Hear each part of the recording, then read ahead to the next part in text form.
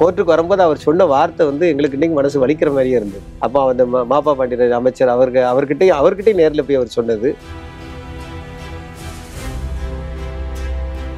அறிக்கையோ ஏதோ இப்போ நான் வந்து 17 வருஷத்துக்கு பிறகு அறிக்கை வரல அப்படின்னு சொல்லும் போது, தேர்தல் வரும்போது அவசரமா கொண்டு அந்த அறிக்கையை கொண்டு சத்யபாமாமா சப்மிட் பண்ணாங்க. அது பிடிஎஃப் அப்படியே போட்டாங்க. அது அப்படி வெளியே பேசப்படாம போயிட்டு. அடிக்கடி வெங்கடேஷ் சாரை கூட எம்பி வெங்கடேஷ் பார்த்தா கூட சொல்றேன், நீங்க அடிக்கடி கீழடியை பத்தியே பேசிக்கிட்டு இருக்கீங்க, நீங்க ஏன் இங்க கொஞ்சம் ஆதிச்சலரை பத்தி பேசுங்க, ஆதிச்சலர் அது பழசுங்க அப்படின்னு சொல்லுவாரு. நயினார் நாகேந்தர் யாரா இருக்கிறாருன்னா பிஜேபியுடைய தலைவரா இருக்காரு. அவர் நினைத்தால் அவர் சட்டமன்றத்தில் ஒரு கவன ஈர்ப்பு தீர்மானத்தை கொண்டு போய் ஒரு வரைவு திட்டத்தை நீங்க கொடுங்க அப்படின்னு சொல்லி இங்க இருந்து சொல்லிட்டு, இன்னைக்கு நல்லக்கண்ணையா வந்து தாவர வன்னியை காப்பாற்றுவதற்காக 2011 ஒரு தடை உத்தரவு வாங்கினாங்க. ஆற்று மணலை அள்ளக்கூடாது அப்படின்னு சொல்லி ஒரு தடை உத்தரவு. 95% வேலை வாய்ப்பு வழங்கும் வேலம்மாள் இன்ஜினியரிங் காலேஜ் சென்னை. இந்த ஆண்டுக்கான மாணவர் சேர்க்கை நடைபெறுகிறது. TNEA counselling code 1120. ஆக்சுவலா வந்து அங்க என்னதான் இருக்கு, அதாவது அது யாருடைய நாகரிகம், அங்க இருந்த மக்கள் யாரு, கொல்லப்பட்டார்களா, போர் நடந்ததா, நோய் வந்ததான்னு பலவிதமான தகவலை நீங்க பேசுறீங்க, புத்தகத்துல பேசுறீங்க, எல்லாருமே பேசுறாங்க. ஆக்சுவலா என்ன இருந்தது உண்மையிலேயே? இல்ல பெரும்பாலுமே அதாவது தாமிரபரணி நாகரிகம் அப்படின்னு தான் அதை சொல்றோம். இப்போ அதையே எடுத்துக்கிட்டோம்னா, இப்போ வந்து நம்ம அதாவது இப்போ ஒரு காலகட்டத்தில் வந்து தமிழக முதல்வர் வந்து இந்த பொருணை அருங்காட்சியகம் ஆரம்பிக்காருல, அப்போ அவர் என்ன சொல்றாரு அப்படின்னா, தமிழருடைய நாகரிகத்தை எழுதணும் அப்படின்னாலே பொருணையாற்றங்கரையில இருந்தா எழுதணுங்க. அந்த பொருணையாற்றங்கரை அப்படின்னாலே அந்த ஆதிச்சநல்லூர் உள்ள வந்துருது ஒண்ணு. அதுக்கப்புறம் பாத்தீங்கன்னா சிவகலையில வந்து பாத்தீங்க அப்படின்னு சொன்னா, இதுல ஒரு சின்ன ஒரு விஷயம் எப்படி இருக்கு அப்படின்னா, சிவகலையில வந்து ஆரம்பத்துல இருந்தே மாநில அரசு தான் பண்ணிக்கிட்டு இருக்கு. சிவகலையில் உள்ள பொருள்களை அவங்க ஆய்வு பண்றது சுதந்திரமா அவங்க ஆய்வு பண்ணி பீட்டாவில் கொண்டு போய் 5300 வருஷம் அப்படின்னு சொல்லி அறிக்கை வந்துட்டு. ஆனா இந்த மத்திய அரசு பண்ணக்கூடியதோடைய அறிக்கைகள் வந்து லேட் ஆகிட்டே இருக்கு. அது எதனால அப்படின்னு தெரியல. அப்படியே ஒரு 8 வருஷத்துக்கு முன்னாடி ஆரம்பிச்சது தானே சிவகலை. இப்ப 10 வருஷம் கூட இருக்கு. எங்களோட வழக்குக்கு பிறகு 2017 வழக்குல நாங்க சிவகலை அகழ்வாய்வு பண்ணணும்னு சொல்லி அந்த சேர்த்தோம். கொர்க்கையும் 7 வருஷம் தான் அவ்வளவுதான் இருக்கு. விடிவு வந்துருச்சு. வந்துட்டு மியூசியமும் வந்துட்டு. இது காரணம் அந்த மாப்பா பாண்டியராஜன் அவருடைய ஸ்பீடு, அதுக்கப்புறம் தங்கம் தென்னரசு ஐயாவுடைய உதயச்சந்திரனை வந்து நீங்க அவரை நாம பணிகள். ஆமா, இதுல இதைத்தான் அடுத்தால சொல்ல வரேன். இந்த அமைச்சர் ஒரு பக்கம் இருந்தாலும் இதுக்கு எல்லாம் ஒரு இயக்குனர் யாரா இருந்தா ஒரே இயக்குனர் உதயச்சந்திரன் ஐயா தான். அது மாதிரி அவருடைய சிவானந்தம் ஐயான்னு சொல்லி அவரு உதவி இயக்குனரா இருந்து இப்போ அவர் தான் தொழில் இயக்குனரா இருக்காங்க. இந்த 2 பேரும் அதுல ரொம்ப இன்ட்ரெஸ்ட். ஆமா, அது போக இந்த ஆதிச்சநல்லூர் இப்போ வந்து இவ்வளவு மோசமா போகுது காரணம் அந்த முதல்ல இருந்தது. இப்ப நான் என்ன சொல்றேன் அப்படின்னு சொன்னா, இப்போ கீழடி அப்படிங்கக்கூடியது அப்படின்னு சொன்னா நம்ம அமர்நாத் ஐயாவை சொல்லியிருந்தோம். டக்குனு கீழடி அகழ்வாய்வு பண்ணவர் அவர் தான் அப்படின்னு சொல்லியிருந்தோம். அவர் காலத்துக்கு பிறகு அந்த அகழ்வாய்வு வந்து அதுக்கு பிறகு பல்வேறு காலகட்டத்தில் வந்து நம்ம தமிழக அரசு பண்ணிச்சு. யாரையும் பெருசா சொல்லவே முடியல. அது இவர் பண்ணாரு. கடந்து போறீங்க. எனக்கு என்னன்னா, கீழடியில வந்து அமர்நாத் ராமகிருஷ்ணன் வந்து மத்திய தொழில் துறையுடைய அலுவலர் அவர் தான் இறங்கி பண்ணாரு. ஆனா அவருக்கு அவ்வளவு இடைஞ்சல் கொடுத்தாங்க. அவரால் வந்து அதை செயல்பட முடியல. அதன் பிறகு அது தமிழ்நாடு அரசு கைக்கு வந்த பிறகுதான் எல்லாமே வெளியே வந்தது.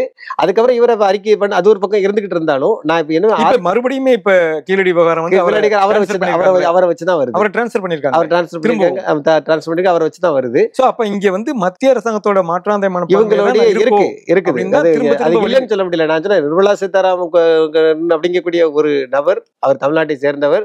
அதனால அவருக்கு இருக்கக்கூடிய அந்த ஆர்வம் எல்லாத்துக்கும் அதுல இல்ல. அதனாலதான் என்னன்னா, நீங்க உங்க நூல்லயே குறிப்பிட்டிருப்பீங்க, தியாக சத்தியமூர்த்தி. ஆமா, அவருக்கு மத்திய அரசு உதவலையா, இல்ல மத்திய அரசு அவருக்கு உதவலையா, ஏன் அவர் வந்து மறைச்சுக்கிட்டே இருக்காரு, சொல்ல மாட்டேங்கிறாரு?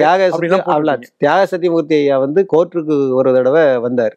கோர்ட்டுக்கு வந்து அவர் ஆஜராக கோர்ட்டுக்கு வந்தாரு. கோர்ட்டுக்கு வரும்போது அவர் சொன்ன வார்த்தை வந்து எங்களுக்கு இன்னைக்கு மனசு வலிக்கிற மாதிரியே இருந்தது. அப்போ அந்த மாப்பா பாண்டியராஜன் அமைச்சர் அவர்கிட்டயும் நேரில் போய் அவர் சொன்னது, எங்களுக்கு வந்து ஒரு டேபிளும் ஒரு கம்ப்யூட்டரும் உதவுறதுக்கு 2 பேரையும் தாங்க, நான் அறிக்கை எப்பவுமே டைப் பண்ணி தரேன் அப்படின்னாரு. அது அவருடைய மன வேதனையை தான் குறிக்கு. ஏன்னா அவரை வந்து கையை கட்டி போட்டிருக்கோ இதோ அப்படிங்கிற மாதிரி தோணுது.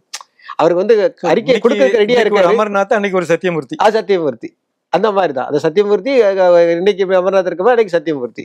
அதே மாதிரி இந்த மத்திய தொழில் துறையில வந்து இந்த டிரான்ஸ்ஃபர் அப்படிங்கிறது வந்து வேதனையான ஒரு விஷயம்.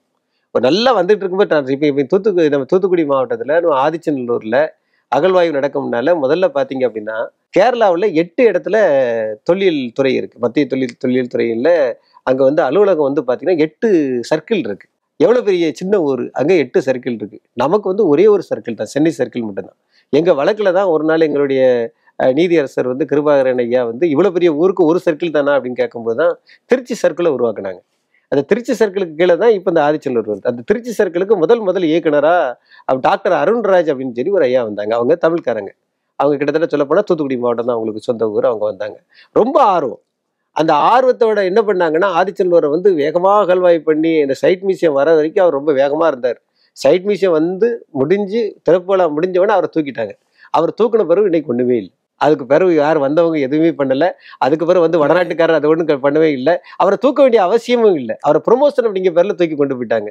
இப்ப அதுக்கு பிறகு பாத்தீங்கன்னா ஆதிச்சநல்லூர்ல ஒரு சின்ன கல்லை தூக்கி எடுத்து போட கூட ஆள் இல்லை. அதே மாதிரி இந்த அகழ்வாய்வு பண்ணும்போது A side, B side, C side 3 பண்ணாங்க. பி சைட்ல பண்ணிக்கிட்டே இருக்கும்போது அங்க தங்கமும் கிடைக்கல, வெங்கலமும் கிடைக்கல, ஒண்ணுமே கிடைக்கல. அப்ப எல்லாரும் சொன்னாங்க, அப்போ அலெக்சாண்டர் ரியா பண்ணது தப்பா இருக்குமோ அப்படிங்கும்போது இந்த அருண்ராஜ் சாருடைய தலைமையில யதீஷ்குமார் அப்படிங்கக்கூடிய ஒரு ஆய்வாளர், இப்ப யதீஷ்குமார் ஆய்வாளர் இப்போ வந்து தமிழ்நாட்டுக்கு வந்துட்டாங்க, தமிழ்நாட்டு தொழில் துறைக்கு வந்துட்டாங்க. அவர் இருந்து என்ன பண்ணாங்கன்னா ராத்திரி பகலா ஸ்டடி பண்ணி ஒரு இடத்த கண்டுபிடிக்கிறாங்க. அந்த இடம் தான் இப்போ சி சைட்டுன்னு சொல்லக்கூடிய சைட். அந்த சைட்ல ஒரே ஒரு குழியை அவங்க உருவாக்கி தோண்டி எடுக்கும்போது அந்த குழிக்குள்ள தான் ஏகப்பட்ட வெங்கலம், ஏகப்பட்ட இரும்பு, ஒரு நெற்றி பட்டயம், தங்க நெற்றி பட்டயம் எல்லாம் கிடைச்சிது. பட் அந்த ஆய்வாளர்கள் இருக்காங்க பார்த்தீங்களா, இப்போ அமர்நாத் மாதிரி, டாக்டர் அருண்ராஜ் மாதிரி, யதீஷ்குமார் மாதிரி, அந்த ஆய்வாளர்கள் இன்ட்ரெஸ்டா அதுல இருந்தா மட்டும்தான். ஏன்னா நான் வந்து ஆர்வலர் தான், நான் போய் அங்கே அகழ்வாய்வு பண்ண முடியாது. அப்போ நம்ம அதே மாதிரி அரசியல்வாதிகள் இருக்கலாம், அரசியல்வாதிகள் யாருனாலும் இருக்கலாம், எந்த அரசியல்வாதிகள் இருந்தாலும் சரி. அப்போ அது இன்ட்ரெஸ்டா யார் இருக்காங்களோ அவங்களுக்கு அந்த வேலையை கொடுக்கணும். நான் சொல்றது அதுதான். நீங்க இப்போ வந்து ஒரு அறிக்கையோ ஏதோ இப்போ நான் வந்து 17 வருஷத்துக்கு பிறகு அறிக்கை வரல அப்படின்னு சொல்லும் போது அறிக்கையை வந்து என்ன பண்றாங்க அப்படின்னா அடுத்த ஆட்சி அந்த ஆட்சி தேர்தல் வரும்போது அவசர அவசரமா கொண்டு அந்த அறிக்கையை கொண்டு சத்தியபாமாமா சப்மிட் பண்ணாங்க. அது பிடிஎஃப் அப்படியே போட்டாங்க. அது அப்படி வெளியே பேசப்படாம போயிட்டு அந்த நேரம் அந்த அறிக்கையை வந்து நான் இவ்வளவு நேரமே அறிக்கை வரலன்னு தான் நினைச்சிட்டு. ஆமா, அது வெளியே பேசப்படாமலே போயிட்டு நீங்க சொல்றது எனக்கு தெரியாது. ஆமா, அந்த அறிக்கை வந்து வெளியே பேசப்படாமலே போயிட்டு நான் கூட என்ன பண்ணேன், என்னோட புத்தகத்துல வழக்கு எண் புத்தகத்துல பாத்தீங்க அப்படின்னா ஆதிச்சநல்லூர் வழக்கு எண் அப்படின்னு சொல்லி நான் ஒரு புத்தகம் எழுதியிருக்கேன். அந்த புத்தகத்துல பாத்தீங்க அப்படின்னு சொன்னா சத்தியமூர்த்தி என்னெல்லாம் சொன்னார் அப்படிங்கிறத வச்சுதான் அதுல எழுதியிருப்பேன். சத்தியமூர்த்தி ஐயா அவர் அறிக்கை தாக்கல் பண்ணும்போது முதல் கட்டம் 2வது கட்டம்ல என்னென்ன தாக்கல் பண்ணான்னு சொல்லி அதை வச்சுதான் எழுதியிருப்பேன். அதே ஒரு பெருமைய ஒரு பிரமாண்டமான ஒரு வழக்கு எண் அப்படிங்கும் போது ரொம்ப நெகிழ்வா இருக்கு. அந்த தப்பான ஒரு விஷயம் தான் வச்சுக்கலாம். வழக்கு போட வேண்டியிருக்குங்கிறது ஒரு தப்பான விஷயம், தேவையில்லாத ஒரு விஷயம், அரசாங்கமே செய்யணும். ஆனா நீங்க வழக்கு போட்டு அடுத்தடுத்து வழக்குகள் போட்டுட்டே இருக்கீங்க. அந்த வழக்குல வந்து உங்களுக்கு ஒரு நீதிபதிகள் பெரிய அளவுல உதவி பண்ணிருக்காங்க. அது ஒரு பெரிய ஒரு லிஸ்டே இருக்கு. கொஞ்சம் நீங்களே சொன்னா நல்லா இருக்கும். அதாவது எனக்கு என்னன்னா அந்த வழக்கு நடந்துகிட்டு இருக்கும் போது தேர்தலும் நடந்தது. தேர்தல் நடந்தது அப்படின்னா உங்களுக்கு எல்லாம் தெரியும். தேர்தலில் முதல்ல அப்போ இருக்கக்கூடிய ஆளுங்கட்சியை தான் ஃபர்ஸ்ட் செய்தியா வைப்பாங்க. அடுத்தால இன்னொரு எதிர்கட்சிக்கு ஒரு செய்தி வைப்பாங்க. 3வது ஒரு செய்தி மிக பிரமாண்டமான செய்தியா இருக்கணும் அப்படின்னு சொன்னா எங்களோட வழக்கு செய்தி தான் இருக்கும். அது வந்து அந்த நேரத்துல அப்போ கிருபாகரன் ஐயா, அப்புறம் எஸ் சுரேந்திரன் ஐயா, தாரணி அம்மா, அந்த மாதிரி நீதியரசர்கள் வந்து நிறைய நீதியரசர் எல்லார் பேரையுமே கொஞ்சம் சொல்லுங்க. ஆமா, அதுக்கு அதாவது மகாதேவன் ஐயா அப்படி முதல்ல வழக்கு ஃபர்ஸ்ட் அதை எடுத்து கொண்டு வந்ததே சுவாமிநாதன் ஐயா தான் கொண்டு வந்தாங்க. ஆக அந்த மொத்த நீதியரசர்கள் டீமே அவங்களுக்கு வந்து கண்ணுக்குள்ள வந்து அந்த ஆதிச்சநல்லூரை வந்து வெளியே கொண்டு வரணும் தான். இன்னைக்கும் நீங்க நல்லா பாத்தீங்கன்னா கீழடி நாகரிகம் வந்து 2600 அப்படின்னு தான் சொல்லிக்கிட்டு இருக்கோம். அப்ப கிருபாகரன் ஐயா வந்து இன்னைக்கு இவ்வளவு நாள் வச்சிருக்க அந்த முதுமக்கள் தாலியை உடனே அகழ்வாய்வு பண்ணி எனக்கு உடனே அறிக்கை வேணும் அப்படிங்கும் போது அந்த உள்ள பத்திரமா வைக்கப்பட்ட அறிக்கையை கொடுத்து எடுக்கும் போது அப்பவுமே 2900 அப்படின்னு சொல்லி நம்ம ஆதிச்சநல்லூர் வந்தது. 1 மாசத்துல கொடுத்தாங்க. 17 வருஷம் அறிக்கை கொடுக்க முடியாம இருந்தவங்க 1 மாசத்துல உடனே புளோரிடால இருக்கக்கூடிய அமெரிக்கா புளோரிடால இருக்கக்கூடிய அகழ்வாய்வு அங்க கொடுத்து உடனே கார்பன் டேட்டிங் பண்ணி கொடுத்தாங்க. ரொம்ப ஆச்சரியமா இருந்தது. அதே 2900 அப்படிங்கிற மாதிரி ஒரு வருஷத்தை காட்டினாங்க. இப்போ பாத்தீங்க அப்படின்னு சொன்னா இந்த 5300 அப்படி சிவகலை நாகரிகத்துக்கு வந்திருக்கு. இந்த சிவகலை, கொற்கை, அந்த ஆதிச்சநல்லூர் 3மே நேர்கோட்டில் இருக்கக்கூடிய ஒரு விஷயம், முக்கியமான விஷயம். தாமிரபரணி ஆற்றங்கரையில் இருக்கக்கூடிய பொருணை நாகரிகம் அதுதான் அப்படின்னு சொல்றோம். அப்ப இந்த விஷயங்கள் எல்லாம் வச்சு பார்க்கும்போது கீழடி வந்து 2600 தான். ஆனா எங்களுக்கு இதுல என்ன விஷயம் அப்படின்னு சொன்னா நான் வந்து தமிழர்களை 2ஆ பிரிச்சு பார்க்கணும் அப்படின்னு நான் நினைக்க வரல. பட் நான் என்ன சொன்னேன்னா நம்மளுடைய பாரம்பரியம் முன்னால தள்ளி போகுது அப்படிங்கிறத நம்ம சொல்ல வரோம். குறிப்பா சொல்ல போனா ராபர்ட் ஃப்ரூட் அப்படிங்கிறவர் வந்து அந்த காலத்துல வந்து தாமிரபரணி ஆற்றங்கரையில் ஒரு அகழ்வாய் பண்ணியிருக்கிறாரு. அந்த அகழ்வாய் பண்ணும்போது இதே 1876 அல்ல, அதுல நுண்கற்கால கருவிகள் அப்படின்னு சொல்லி அவர் கையில கருவிகள் கிடைச்சிருக்கு. நான் இப்ப இருக்கக்கூடிய சேரிங்கள்ல கூட 2 கருவி கிடைச்சிருக்கு. தேரிக்காடுன்னு சொல்லக்கூடிய சாயற்புரத்துலயும் கருவிகள் கிடைச்சிருக்கு. அதை வந்து அவர் என்ன சொல்றாருன்னா ஒரு 10,000 வருஷத்துக்கு பழமையானது அப்படிங்கிற மாதிரி அவர் சொல்றாரு. அதுக்கப்புறம் இப்போ முர்தகாயின்னு சொல்லி இப்போ லக்னோ ஆய்வகத்தில் இருக்கக்கூடிய முர்தகாயின்னு சொல்லி ஒரு ஆய்வாளர், அவரும் முக்கியமா நம்ம இப்போ சிவகலை அகழ்வாய் வர்றதுக்கு காரணமா அவரும் ஒரு ஆய்வாளராக இருந்தாரு. அவரு என்ன சொல்லியிருக்காருன்னா, இந்த கொற்கை துறைமுகம் எப்போ கைவிடப்பட்டது அப்படின்னு ஒரு பெரிய அகழ்வாய் பண்ணிட்டு இருக்காரு. அப்போ அவர் இந்த தாமிரபரணி ஆற்றங்கரையில் அந்த மணல் படிந்த படியை வச்சு தாமிரபரணி ஓட்டத்தை வைத்து இது இவருடைய நாகரிகம் இல்லாட்டி இவருடைய வளர்ச்சி இதனுடைய ஆண்டு காலம் எப்படி இருக்கும் அப்படின்னா அவர் 24,000 வருடம் வரைக்கும் போகுது, அவருடைய ஆய்வுல போகுது. அப்ப நம்ம என்ன சொல்றோம் அப்படின்னு சொன்னா, தமிழுடைய நாகரிகம் வந்து பல ஆயிரம் வருஷங்களுக்கா பேசிட்டு இருக்க நேரத்துல நம்ம கீழடியில இந்த 2600 மட்டும் பேசிக்கிட்டே இருந்தா அந்த 5300 மறந்துடக்கூடாது. இல்ல அது சரி, பட் கீழடி வந்து 2600 தான் முடிச்சிட முடியாது இல்ல. அதான் சொல்றேன், அதான் 2600 கீழடியுமே கூட 1000க்கு போகலாம். நான் என்ன சொல்றேன்னா 5000க்கு போகுது போகல ரெண்டாவது.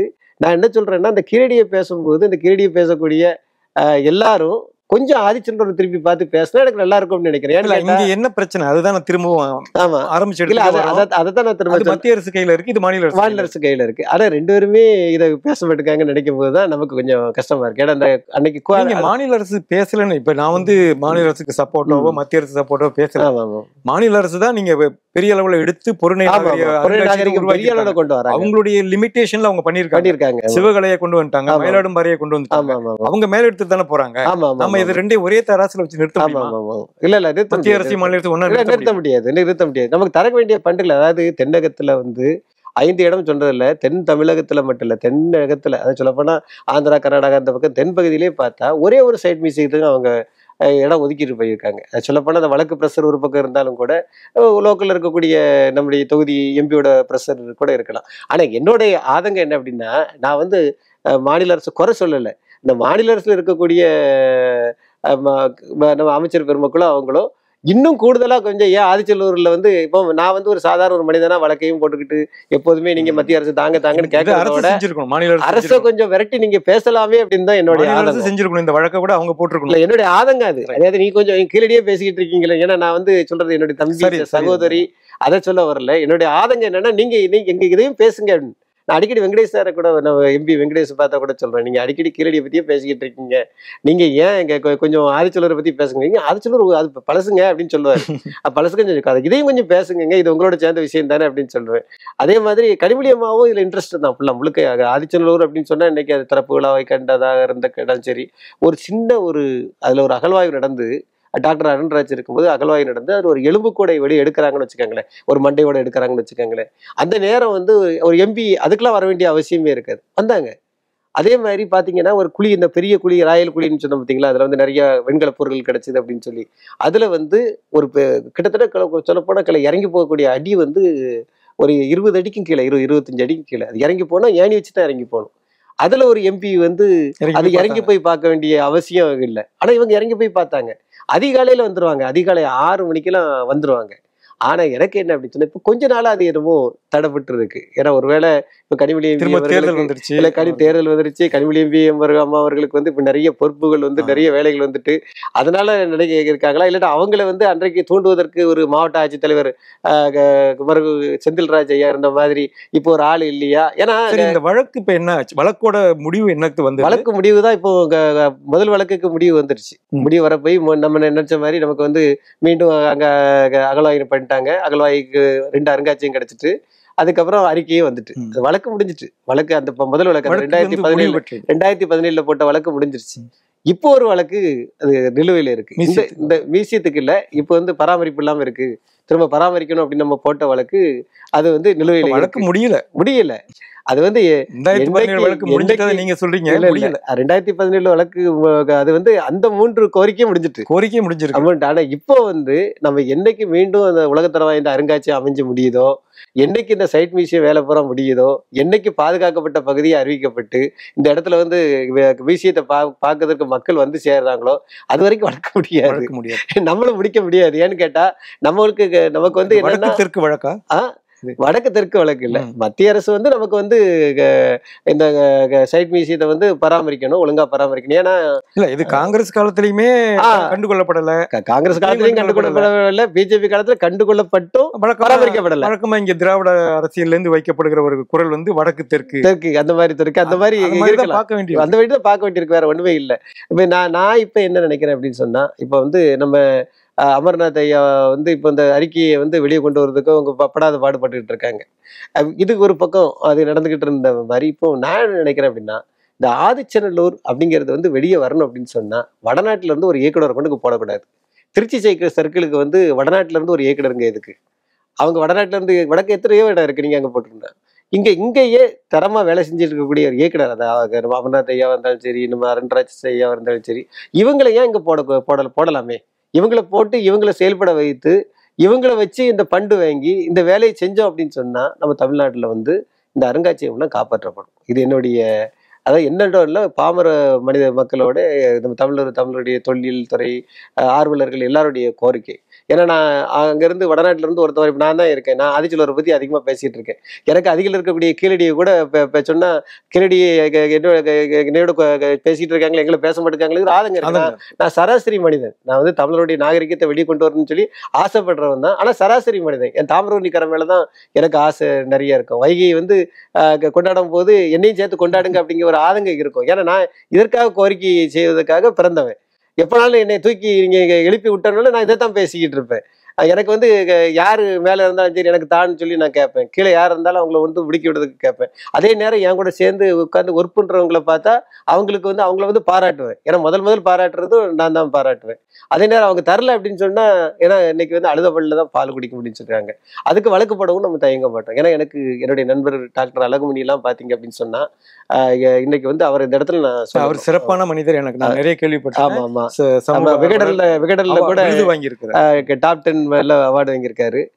அவரும் நானும் போட்ட ஒரு சிரிச்சுக்கிட்டே சொன்ன ஒரே விஷயம், வழக்கு போடணும் நிறைய செலவாமே அப்படின்னு சொன்னேன். அவர் சொன்னாரு, டாக்குமெண்டேஷன் உழைப்பு எல்லாம் நீங்க பாத்துக்கிடுங்க, செலவை நான் பாத்துக்கிட்டேன் அப்படின்னு சொன்னாரு. இன்னைக்கு வந்து இந்த மாதிரி மனிதர்கள்லாம் ரொம்ப அபூர்வம். அவர் வந்து நதிகள் மேல ரொம்ப பற்று. அவருடைய பொண்ணுக்கு கூட வைகை அப்படின்னு சொல்லி பேர் வச்சிருக்கிறார். அவர் மதுரையை சேர்ந்தவர், ராமநாதபுரத்தை சேர்ந்தவர், பொண்ணுக்கு வைகைன்னு பேர் வச்சிருக்காரு. அந்த அளவுக்கு இன்னைக்கு வந்து அந்த தமிழ் பற்று, அந்த இடப்பற்று, மொழிப்பற்று உள்ளவங்க எல்லாம் ரொம்ப வழக்கறிஞர்ல ரொம்ப கம்மின்னு சொல்லலாம். கிட்டத்தட்ட 1 மணி நேரமா நம்ம பேசியிருக்கோம், நிறைய விஷயங்கள் பகிர்ந்துருக்கீங்க. உங்க போராட்டங்கிறது சாதாரண விஷயம் இல்லை, எல்லாரும் இதை எடுத்து பண்ண மாட்டாங்க, கடந்து போயிடுவாங்க. ஸோ அப்படின்னு விட்டுட்டு போறது தான் நிறைய நடக்கும். பல பேர் வந்து உங்களுக்கு முன்னோடிகள் இருந்திருக்காங்க, சாத்தான்குளம் ராகவன் மாதிரி. அந்த வழியில நீங்களும் வந்து இதை வந்து பெரிய அளவுல கொண்டு வந்திருக்கீங்க. அந்த வகையில உங்களுக்கு நிச்சயமா தமிழ் சமுதாயமே கடமைப்பட்டிருக்கு, உங்களுக்கு தமிழ் சமுதாயம் நிச்சயமா நன்றி சொல்ல கடமைப்பட்டிருக்கு, அதுல மாற்று கருத்து இல்லை. இந்த மத்திய அரசு மற்றும் மாநில அரசுக்கு இடையிலான இந்த வேறுபாடுகள், பாகுபாடுகள், வடக்கு தெற்கு இதெல்லாம் தீர்ந்து எப்போ இதுக்கு தீர்வு வரும்னு ஏதாவது ஒரு நம்பிக்கை இருக்கா உங்களுக்கு? இப்போ நீங்க சொன்ன மாதிரி எனக்கு முன்னோடிகள் அப்படின்னு சொன்னீங்க பார்த்தீங்களா, ஆதிச்சநல்லூருக்கு வந்து எப்படி சிதம்பரத்தவர், பாரதி முருகன், அந்த மாதிரி நிறைய, அதாவது ஆர்கே ராஜா, அப்படி அந்த மாதிரி ஆட்கள் நிறைய பேர் ஹெல்ப்பா இருந்தாங்க. எனக்கு வழிகாட்டி அப்படின்னு சொல்லலாம் அவங்க எல்லாம். இப்போ அவங்க வழியில இப்போ நான் பண்ணிக்கிட்டு இருக்கிறேன் அப்படின்னா எனக்கு பின்னாலே நிறைய இதுக்காண்டி சப்போர்ட். உங்களுக்கு பின்னாடி போராடணுமா இன்னும்? ஏமா அதான் போராட வேண்டி இருக்குல்ல. ஏன்னு கேட்டா என்னதான் அருங்காட்சியம் முடியாது, அருங்காட்சியம் வச்சாலும் கூட அதுக்கு சப்போஸ் ஒரு வேதனையா இருக்கு, அவ பராமரிக்காம போயிட்டு அப்படின்னு சொன்னா அதை வந்து போராடுறதுக்கு நிச்சயம் ஒரு ஆளுக்கு வேணும், அதுக்கு தயார் பண்ணி அடுத்த தலைமுறை வழக்கு போறதுக்கு வேணும், வழக்கு போடுறதுக்கு வேணும், போராடுறதுக்கு வேணும், அதுக்கு தயார் பண்ணிக்கிட்டு வேதனையா இருக்கு கேட்கறதுக்கு. சைட் மியூசியம் நீங்க சொல்லும் போது அது எந்த அளவுல இருக்கு? பெரிய அளவுல இருக்கா?